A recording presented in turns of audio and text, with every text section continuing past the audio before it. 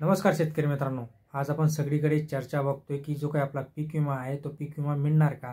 कारण की ज्या पद्धतीने हे बोगस लोकांचे रॅकेट ओपन होत आहेत त्याच्यावर आता शेतकऱ्यांच्या मनामध्ये शंका आहे की पुढचा निधी ठप्प होणार आहे का, किंवा पीक विमा हा बंदच होईल का 1 रुपयामध्ये? ह्या सगळ्या गोष्टी आपण जाणण्याचा प्रयत्न करणार आहोत, त्यामुळे शेवटपर्यंत बघा.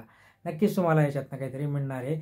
लाईक करत जा, शेअर करत जा, सबस्क्राईब करत जा, शेजारी घंटीचं बटन देखील ऑन करा, म्हणजे नवनवीन अपडेट तुम्हाला मिळतील. आजचा अपडेट असा आहे की खूप काही मोठं रॅकेटच आपल्याला इथे म्हणावं लागणार आहे.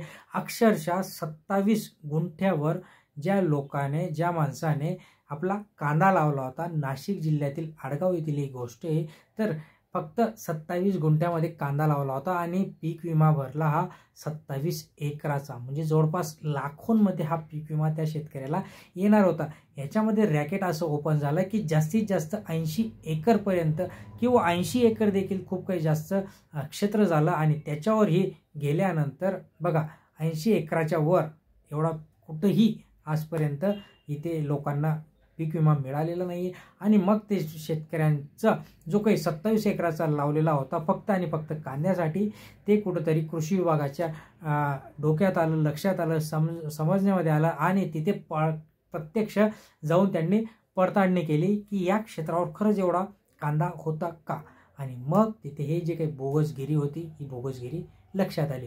सगळ्यात महत्त्वाचं म्हणजे अजून छत्रपती संभाजीनगरमध्येच सेम गोष्ट घडली की जिथे पेट्रोल पंप होता, अक्षरशः एनए प्लॉट होता, त्या एनए प्लॉटवर पेट्रोल पंपावर यांनी आपला पीक विमा उतरवलेला होता. म्हणजे दोघं गोष्टी किती समांतर आहे, आणि किती आता त्या माणसांचं म्हणणं आहे की आमच्याकडून चुकीने हा 27 गुंठ्याऐवजी 27 एकर झाला. पण जे काही भरणारे होते CSC सेंटरवाले, यांच्यावर देखील ही कार्यवाही होऊ शकते का? किंवा आता शासन जो शेतकऱ्यांना मदत द्यायचं म्हणते की आम्ही 1 रुपयामध्ये पीक विमा देऊ, तर तो पीक विमा हा कंटिन्यू सुरू असणार आहे का? तर मित्रांनो, हे जे काही असे लोक आहेत त्यांच्यावर कार्यवाही करायला पाहिजे, जी की खरंच बोगसगिरी करताय, बोगस पीक विमा उतरवत आहे.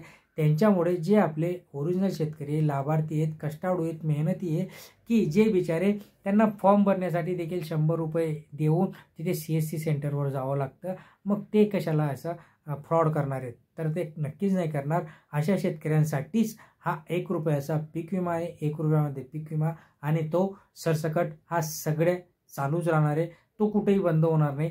फक्त हे जे असे लोक आहेत, ते अशा लोकांना शासनाने चांगले अद्दल घडवायला पाहिजे. बघायला गेलं तर तर आता 2023चा सुरू आहे, ओके, पण अजूनही शेतकरी 20, 21, 22 असे पेंडिंग आहेत शेतकऱ्यांचे. तेही देखील शेतकऱ्यांना लवकरच डिपॉझिट करण्यात येतील. फक्त आता हा जो घोड आहे, हा घोड निस्तारेपर्यंत शेतकऱ्यांना थोडीशी वाट इथे बघावी लागणार आहे पीक विम्याची. नक्कीच त्याच्यानंतर हा शेतकऱ्यांच्या अकाउंटमध्ये डिपॉझिट केला जाणार आहे. मित्रांनो, अशाच महत्त्वपूर्ण माहितीसाठी सबस्क्राईब करा, लाईक करा, शेअर करा. धन्यवाद.